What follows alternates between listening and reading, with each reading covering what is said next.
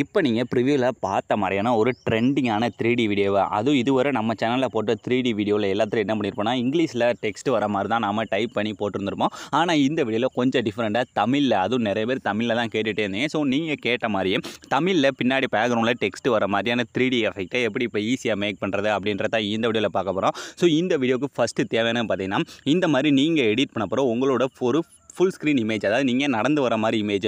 இந்த இமேஜ் பார்த்தீங்கன்னா அந்த சாங்கோட லிரிக்ஸுக்கு ஏற்ற மாதிரி இருக்கும். அதுக்காகத்தான் நான் இந்த இமேஜை யூஸ் பண்ணியிருக்கேன். இந்த மாதிரி இமேஜை ஃபஸ்ட்டு எடுத்துக்கோங்க. எடுத்ததுக்கப்புறம் இந்த இமேஜில் இருந்து நம்மளை மட்டும் தனியாக, அதாவது இந்த மாதிரி பேக்ரவுண்டை மட்டும் தனியாக கட் பண்ணி ஃபஸ்ட்டு இந்த மாதிரி எடுத்துக்கோங்க. ஸோ இது மாதிரி இருக்கிறத இந்த மாதிரி ஃபஸ்ட்டு நாம் கட் பண்ணி எடுத்துக்கலாம். ஸோ இந்த எப்படி கட் பண்ணி எடுக்கிறது அப்படின்னு உங்களுக்கு தெரியலைன்னா, நான் இதுக்கு முன்னாடி போட்ட வீடியோவில் பார்த்தீங்கன்னா இதை எப்படி HT குவாட்டில் இந்த மாதிரி கரெக்டாக கட் பண்ணி எடுக்கிறது அப்படின்னு ஃபுல் டீட்டெயிலாக ஒரு வீடியோவே போட்டிருக்கேன். அந்த வீடியோ பார்க்காதவங்க போய் பார்த்துட்டு வந்துடுங்க.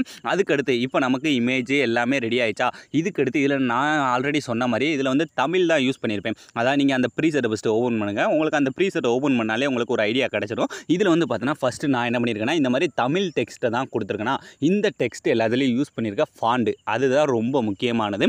இந்த ஃபாண்டை எப்படி எடுக்கிறேன்னா இந்த ஃபாண்டு மட்டும் இல்லாமல் இதே மாதிரி இன்னும் ஒரு 100 தமிழ் ஃபாண்டை எப்படி ஃப்ரீயாக எடுக்கிறது அப்படின்னு நம்மளோட இன்ஸ்டாகிராம் பேஜில் வீடியோவாக போட்டிருக்கேன்.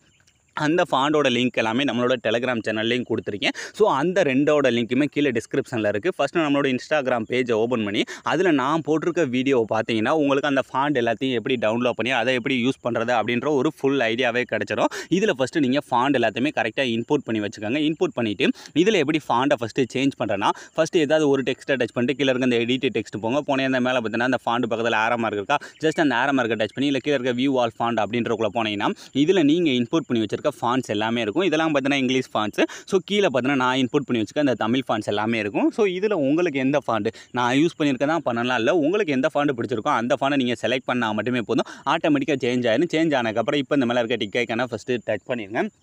இப்போ நமக்கு ஃபாண்டு எல்லாமே ரெடி ஆகிடுச்சா, இதுக்கடுத்து இல்லை நாம் எடிட் பண்ண போகிற இமேஜ் தான் ஆட் பண்ண போகிறோம். ஸோ இப்போ ஃபஸ்ட் இந்த சாங்குக்கு மேலே பார்த்தீங்கன்னா ஒரு ஆரஞ்சு கலர் பேக்ரவுண்ட் இருக்கா, ஜஸ்ட் அந்த பேக்ரவுண்டை டச் பண்ணுங்கள். டச் பண்ணுங்க கீழே வந்து பார்த்தீங்கன்னா கலர் அண்ட் ஃபில் அப்படின்ற ஆப்ஷன் இருக்கா, ஜஸ்ட் அதை டச் பண்ணுங்கள். டச் பண்ணால் இந்த இடத்துல டெக்ஸ்ட் வருதா, இந்த டெக்ஸ்ட்டை டச் பண்ணால் உங்களோட ஃபைல் மேனேஜர் வந்து ஓப்பன் ஆகிடும். ஓப்பன் ஆனதுமே இந்த இடத்துல எப்பயும் போல் நாம் எடிட் பண்ண போகிற அந்த ஒரிஜினல் இமேஜ் இருக்கு பார்த்தீங்களா, அதை வந்து இந்த இடத்துல ஃபஸ்ட்டு செலக்ட் பண்ணிக்கோங்க. இப்போ பேக்ரவுண்டில் இமேஜை செலக்ட் பண்ணியாச்சு. செலக்ட் பண்ணி முடிச்சக்கப்புறம் இந்த டெக்ஸ்ட் எல்லாம் பார்த்தீங்கன்னா நம்மளோட ஃபேஸு உடம்பு எல்லாத்தையுமே மறைக்குது. இப்போ இதை மறைக்காமல் நம்மளோட பாடிக்கு பின்னாடி கொண்டுட்டு போகணும். அதுக்கு என்ன பண்ணால் ஃபஸ்ட்டு ஸ்டார்டிங் வந்துடுங்க. ஸ்டார்டிங் வந்து இப்போ நம்ம ஆல்ரெடி ஆட் பண்ணியிருக்க இமேஜ் இருக்குது பார்த்தீங்களா, அந்த இமேஜை டச் பண்ணுங்கள். டச் பண்ணிட்டு இந்த டூப்ளிகேட் சிம்பிளை டச் பண்ணி இதில் இந்த ரெண்டாவது இருக்க டூப்ளிகேட் லேயர் அப்படின்ற கொடுத்து இதை ஃபஸ்ட்டு ஒரு டூப்ளிகேட் எடுத்துக்கோங்க. இந்த மாதிரி டூப்ளிகேட் எடுத்ததுக்கப்புறம் இப்போ இந்த இமேஜ் அந்த டூப்ளிகேட் எடுத்த இமேஜை அப்படியே லாங் ப்ரெஸ் பண்ணி எல்லா லேயருக்கு மேலே இந்த மாதிரி டாப்பில் கொண்டு போய் ஃபஸ்ட்டு வச்சுக்கோங்க. வைக்கிறதுக்கு முன்னாடி இதில் வந்து பார்த்தீங்கன்னா இந்த 3D ஆப்ஷன் வந்து கொடுத்துருக்கேன்னா இந்த 2 3D கேமராவுக்கும் மேலே மட்டும் வைங்க. நமக்கு இந்த இமேஜுக்கு மேலே ஒரு 3 டெக்ஸ்ட்டு, அதாவது இந்த இடத்துல ஒரு டெக்ஸ்ட்டு இமேஜுக்கு மேலே இருக்கணும். அதே மாதிரி லாஸ்ட்டில்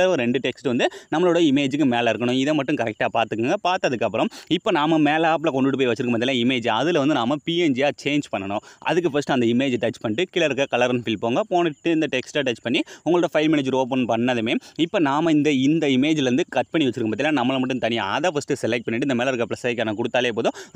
ரொம்ப ஈஸியாக டெக்ஸ்ட் எல்லாமே பேக்கில் போயிடும். நீங்கள் ப்ரிவியூவில் பார்த்த மாதிரி ஒரு வீடியோவை மேக் பண்ணியாச்சு.